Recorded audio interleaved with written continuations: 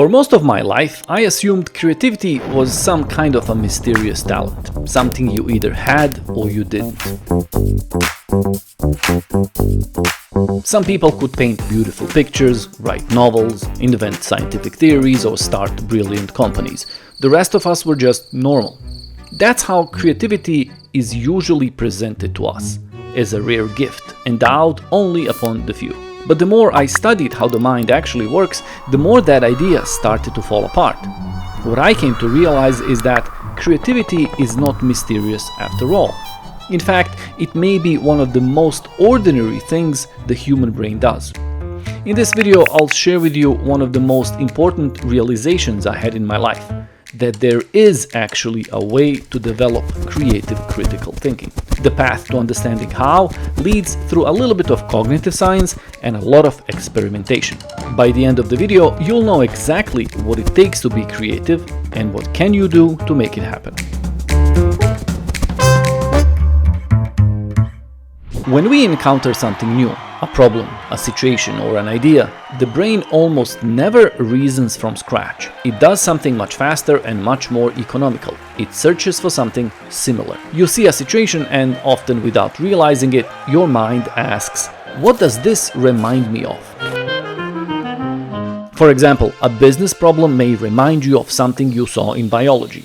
A political situation may remind you of something from history. A new technology may remind you of a tool you used years ago. Basically, your brain is constantly mapping patterns from one situation onto another. This process is called analogy, and according to many cognitive scientists, it may be the central engine of human thought. For example, Douglas Hofstadter, author of one of my favorite books, Gödel, Escher, Bach, argued that what we call thinking is, in large part, the mind's ability to recognize patterns and transfer them across different situations. Basically, when we understand something new, we usually do it by relating it to something we already know. A newborn child learns what a ball is, not by reading a definition, but by seeing many different types of balls, and the mind gradually extracts the pattern. Scientists do the same. When they build theories, they often start with analogies.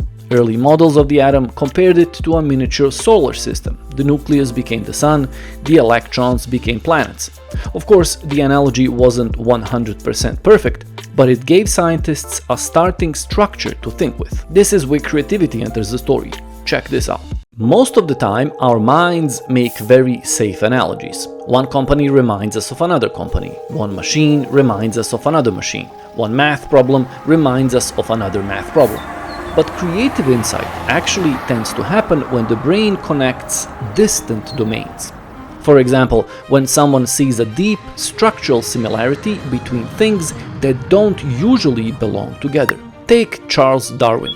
Before he proposed the theory of evolution, animal breeders had already been selectively breeding dogs, pigeons, and horses for generations. Breeders knew that if you choose which animals reproduce, you can gradually change the characteristics of a species. But Darwin realized something remarkable. Nature might be doing something similar. Instead of human breeders selecting animals, the environment might be selecting which organisms survive and reproduce. Over time, Darwin concluded, this process shapes entire species. You know the story. That single analogy between artificial breeding and natural processes helped launch the theory of evolution, changing science forever. Now, obviously, Darwin was a smart guy, but this wasn't an act of magical inspiration. It was a powerful structural connection between two distant domains.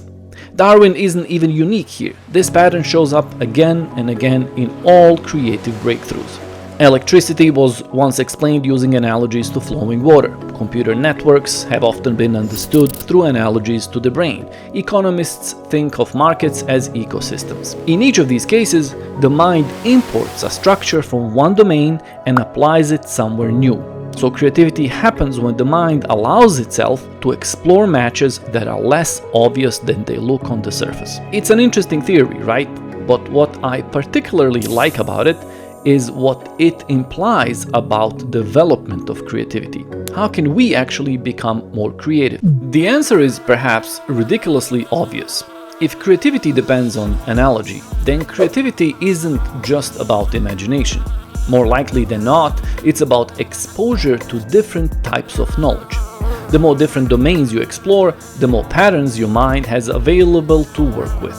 Being curious about different things expands your pattern library, basically your set of thinking tools. A person who knows only one field has a small library of patterns.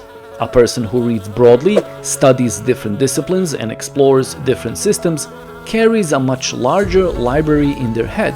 That larger library increases the chances that two distant patterns will suddenly connect. Once I understood this, a lot of things made sense to me, and it helped me do my own creative things, like these collage animations you're watching.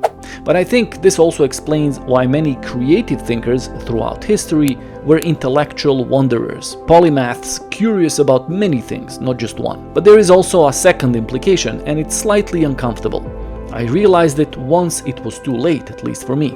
If you have a kid in school right now, like I do, or perhaps you remember your elementary and middle school years, you probably already know that most education systems train us to think inside narrow categories, and they actively discourage development of a polymathic mind.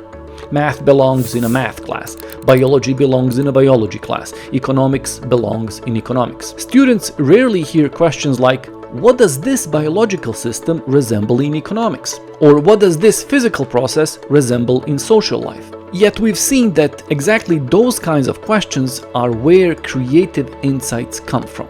Creativity thrives at the borders between domains, but for some strange reason from early age, we're trained to act otherwise. So a natural question to ask is, what can we do to counter these inherited limitations and develop our own creative thinking, and perhaps the creative thinking of our kids? Well, the strategy is surprisingly simple. Expose yourself to many different sources of knowledge: biology, economics, physics, psychology, history. Each one contains patterns about how the world works. Read about everything voraciously. Second, train yourself to look for structures, not just objects. Instead of focusing on the surfaces of things, ask what underlying relationships are present. What interacts with what grows, what competes, what stabilizes, what doesn't. If you happen to be a parent, don't rely on school to make your child a creative thinker. The teachers are not going to do that. You have to take things into your own hands. That's exactly what I did for my own child. I created an entire syllabus to teach her structural thinking from scratch, from learning patterns to analyzing systems. I know it's easy for me to do that because that's my profession. I've been doing the same for other people's kids for more than a decade. But today I will share this syllabus with you for free. If you have a child or know someone who does, send them this video or click the link in the description where you can find more information about lessons and materials. This is Think Why, your critical thinking professor. This entire channel is devoted to exploring ways we can think better and improve day by day, regardless of our age. If that's your thing, subscribe and welcome. If not, thanks for watching anyway. See you guys next time.